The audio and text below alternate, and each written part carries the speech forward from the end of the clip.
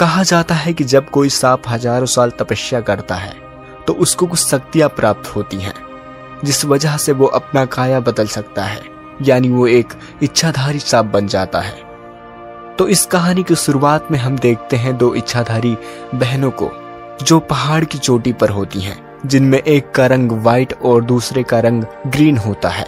तभी उसी पहाड़ की चोटी पर एक वैद्य आता है जिसका काम होता है पहाड़ों से जड़ी बूटियां तोड़ना और उन जड़ी बूटियों से दवाइयां बनाना, और उस वैद्य का नाम होता है जिंग।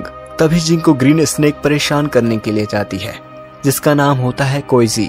अब कोइजी उसके सामने जाने के बाद में अपने असली रूप में आ जाती है, जिस वजह से वो पहाड़ से नीचे समुद्र में गिर जाता है। तभी उसको बचाने के लिए व्हाइट स्नेक जाती है जिसका नाम होता है सूसी। सूसी उसको समुद्र से बाहर ले आती है और एक चट्टान पर रखकर दूर छिपकर उसे देखने लगती है, क्योंकि सूसी के दिल में जिंग के लिए प्रेम होता है। अब मूवी मूव होती है तो हम देखते हैं एक तांत्रिक को जो अपने शिष्य के साथ शैतानों को पकड़ता है और उन्हें बुद्ध के शरण में भेज देता है। इधर सूसी जिंग के याद में डूबी होती है, जिसके पास कछुआ, खरगोश और चूहा आते हैं जो उसके परेशानी का कारण पूछते हैं। तब सूसी बताती है, मुझे इंसानों की दुनिया में जाना है और जिंग के साथ रहना है। अब वो अपना वेश बदलकर एक सुंदर लड़की के रूप में हो जाती है और अपने बहन कोइजी से उसे अपने पास लाने को कहती है। कोइजी जब जिंग को लाने जाती है तो उसकी मुलाकात उस तांत्रिक के शिष्य से होती है जिसका नाम होता है नंदरेन, और उन दोनों में दोस्ती हो जाती है और वो वहां से जिंग के पास चली जाती है। और अब जब वो जिंग से मिलती है तो उससे कहती है, मेरी बहन आपसे मिलना चाहती है। तब जिंग कहता है, आज दीवों का त्योहार है मोहतरमा, आप जाइए और आनंद लीजिए। तब कोइजी अपनी फूंक से उसका नाव डगमगा देती है और पानी में कूदकर उसके नाव को धक्का देकर सूसी के पास पहुंचा देती है। अब जब जिंग सूसी के पास पहुंच जाता है तो उसे नहीं पहचान पाता, क्योंकि उसे उस लड़की का चेहरा याद नहीं होता है जो उसे पानी से बचाती है। तभी वो वहां से जाने लगता है। अब सूसी उस पुल को अपने पूंछ से तोड़ने लगती है, जिससे वो सूसी के पास आ जाता है। अब सूसी उससे अपने प्यार का इजहार करती है, पर जिंग कहता है, मेरी जिंदगी में कोई और लड़की है, मैं उसके बारे में कुछ नहीं जानता, पर इतना जानता हूँ कि एक बार उसने मेरी जान बचाई थी। उस दिन जब मैं पहाड़ से नीचे गिरा तो उसी ने मुझे बचाया था। तब सूसी खुश हो जाती है और उसे बताती है कि वो लड़की मैं ही थी। तब जिंग को सूसी का चेहरा याद आ जाता है। इधर कोइजी फिर से नंदरेन से मिलती है और कहती है, ये सब तुमसे नहीं होगा और तुम यहाँ से चले जाओ। अब नंदरेन कहता है, मैं यहाँ से नहीं जाऊंगा, क्योंकि मेरे गुरु का आदेश है कि आज रात हमें शैतानों को पकड़ना है। तभी नंदरेन अपनी यंत्र से पता लगा लेता है कि शैतान यहीं कहीं है। तब कोइजी कहती है, यह शैतान बहुत ताकतवर है और वो एक चमगादड़ शैतान है, वो रहा शैतान। अब नंदरेन उन्हें पकड़ने चाहता है। उन चमगादड़ शैतानों को पकड़ने की कोशिश करता है, पर उनका सरदार नंदरेन को ही पकड़ लेता है। तब नंदरेन अपनी घंटी बजाता है और अपने गुरु को बुलाता है और वो वहां आ जाते हैं, जो उस शैतान से लड़ने लगते हैं और अंत में उसे खत्म कर देते हैं।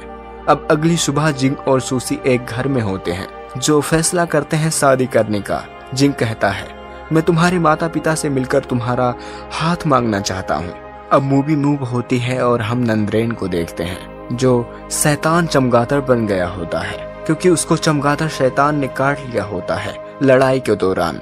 तो जब उसको पता चलता है कि मैं धीरे धीरे शैतान बन रहा हूँ, तो वो खुद को मारने की कोशिश करता है। तभी वहाँ उसकी दोस्त कोइजी आ जाती है और उसे समझाती है कि सारे शैतान बुरे नहीं होते हैं। वो उसको शैतान बनना भी सिखाती है, मांस खिलाकर और खून पिलाकर। अब आगे सूसी जिंग को अपने परिवार से मिलाने लाती है। असल में ये सारे उसके जंगल के दोस्त खरगोश और चूहा और बाकी कई जानवर होते हैं, जिन्हें कोइजी अपने जादू से इंसान बनाकर जिंग से मिलवाती है। अब जिंग उसके परिवार से मिलता है, तभी पता चलता है कि वो तांत्रिक आ जाता है जो शैतान को पकड़ता है। अब कोइजी जिंग को बेहोश कर सूसी को उसे वहां से लेकर भाग जाने को कहती है और उस तांत्रिक से लड़ने चली जाती है। उससे लड़ने लगती है, पर तांत्रिक उसे अपनी शक्ति से हरा देता है और उसे मारने चलता है। तभी वहां नंदरेन आ जाता है, जो एक चमगादड़ शैतान बन गया होता है और वो अपने गुरु से विनती कर उसे बचा लेता है। कुछ दिन बाद उस राज्य में महामारी फैल जाती है, जिससे औरतें बे औलाद और बेवा हो जाती हैं। इस लाइलाज बीमारी की दवाई जिंग बनाने की कोशिश करता है, जिससे वहाँ के लोग बच सकें। वो दवाई बनाने के लिए बहुत कोशिश करता है, पर उससे नहीं बनती। तब सूसी उसके दवाई में अपना जीवन सार मिला देती है। ये जीवन सार किसी बीमारी को काट सकती थी, पर इससे सूसी का जीवन काल कम हो जाता है। अब अगली सुबह फिर उस राज्य में रौनक और खुशहाली वापस लौट आती है, क्योंकि जो बीमार होते हैं वो उस दवाई से ठीक हो जाते हैं और जिंग को खूब आशीर्वाद देते हैं। तभी उसी रास्ते से वो तांत्रिक गुजर रहा होता है। उसको लोगों को ठीक होता देख यकीन नहीं होता है। उसको ये पता चल जाता है कि इस दवा में कोई शक्ति है जो बीमारी से लड़ रही है और उसे खत्म कर रही है। तब वह जिंग के पास जाता है और उससे पूछता है, क्या ये दवा बनाने में तुम्हारी किसी ने मदद की थी? तब जिंग कहता है, हाँ, मेरी बीबी ने। अब तांत्रिक उससे कहता है, तुम लोगों का भला चाहते हो तो भगवान तुम्हारा भी भला करे। और वो एक मांत्रिक चाकू देता है और आशीर्वाद देकर चला जाता है। अब उसी रात लोग ड्रैगन का त्योहार मना रहे होते हैं, तो जिंग भी अपने साथ सभी खाने पीने की सामान लेकर अपने घर आता है। जिंग एक खास प्रकार का काढ़ा लेकर आता है, जिसके पीने से सांप का जहर नहीं चढ़ता है। अब ये बात सूसी नहीं जानती है और उस काढ़े को पी लेती है। चूंकि सूसी खुद साफ होती है, तो उसके ऊपर उसका असर पड़ने लगता है और वह अपने रूप में आने लगती है। तभी वहां तांत्रिक और उसके लोग आ जाते हैं। अब तांत्रिक और सूसी लड़ने लगते हैं। सूसी व्हाइट स्नेक का रूप धारण कर लेती है। तभी वहां जिंग भी आ जाता है। जिंग को इस बारे में नहीं पता होता है, तो वह अपने मांत्रिक चाकू से उस पर वार कर देता है, जिससे सूसी की शक्तियां कमजोर पड़ने लगती हैं। इसलिए वो वहां से भाग निकलती है। अब जब ये बात जिंग को पता चलती है कि सूसी ही व्हाइट स्नेक थी, तो वह कई दिनों तक शोक की दरिया में डूबा रहता है। इधर सूसी भी अपने बहन के साथ में अपनी आखिरी सांसें गिन रही होती है। जिंग सूसी के ख्यालों में दिन रात खोया रहता है और उसे बचाने का उपाय सोचता रहता है। तब उसको एक चूहा बताता है। असल में ये चूहा सूसी का दोस्त होता है। वह बताता है, एक उपाय है, मांत्रिक जड़ी बूटी। उससे किसी की भी जान वापस ला सकते हैं, जो उस तांत्रिक के मंदिर में है, जिसका काम भूत प्रेतों को बांध के रखना है। अब जिंग और वो चूहा उस बूटी को चुराने निकल पड़ते हैं। वो बूटी इतनी असरदार होती है कि आग भी उसको नहीं जला सकता। अब जिंग उस मंदिर में प्रवेश करता है और वो मांत्रिक जड़ी बूटी के पास पहुंच जाता है। पर मांत्रिक जड़ी बूटी इतनी खतरनाक होती है कि अपने कई रूप बना लेती है और जिंग पर हमला कर देती है। पर तभी उसको चूहे की बात याद आ जाती है कि मांत्रिक जड़ी बूटी को आग भी नहीं जला सकता। तब जिंग अपने जेब से एक फायर स्टिक निकालता है और सबको जलाने लगता है। अब जो असली जड़ी बूटी होती है वो नहीं जलती है, बाकी सारी जल जाती हैं। तब जिंग उस बूटी को पकड़ लेता है और उसे चूहे को दे देता है। अब जब जड़ी बूटी चुरा ली जाती है, तो सारे शैतान आजाद हो जाते हैं और जिंग के शरीर में समा जाते हैं। अब जिंग को तांत्रिक और उसके लोग पकड़ लेते हैं। इधर चूहा मांत्रिक जड़ी बूटी लेकर सूसी के पास आ जाता है और बताता है कि जिंग ने मुझे इस बूटी को दिया है और उसे मांत्रिक के लोग पकड़ ले गए हैं। अब सूसी और उसकी बहन उस मांत्रिक से जिंग को छुड़ाने आ जाती हैं और अपने स्नेक के रूप को धारण कर लेती हैं।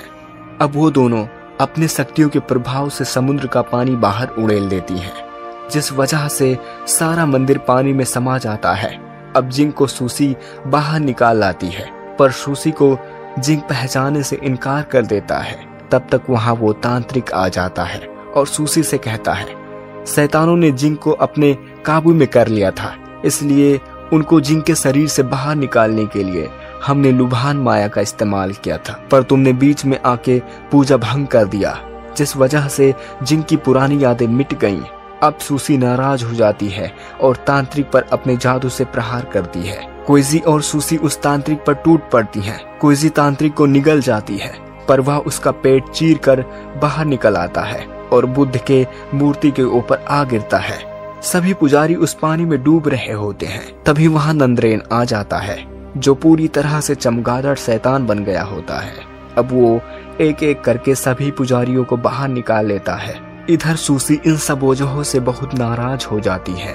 वो अपनी शक्तियों से तांत्रिक पर वार करती है। तभी तांत्रिक बुद्ध का ध्यान करता है और बुद्ध की शक्तियां उसके साथ हो जाती हैं। अब बुद्ध की शक्तियों से सूसी परास्त हो जाती है और वह बुद्ध के शरण में कैद हो जाती है। अब जब सूसी के पास कोई चारा नहीं होता है तो वह बुद्ध से प्रार्थना करती है कि सिर्फ आखिरी बार जिंग से मुझे मिलने दिया जाए, और उसकी दुआ कबूल कर ली जाती है। तब तांत्रिक उस मंदिर को उठा लेता है जिसमें वह कैद होती है।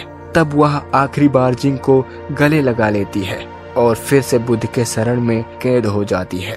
तो इस तरह से समय बीतता रहा और जिंग सूसी का इंतजार करता रहा। उसे यकीन था कि वो एक दिन जरूर आएगी।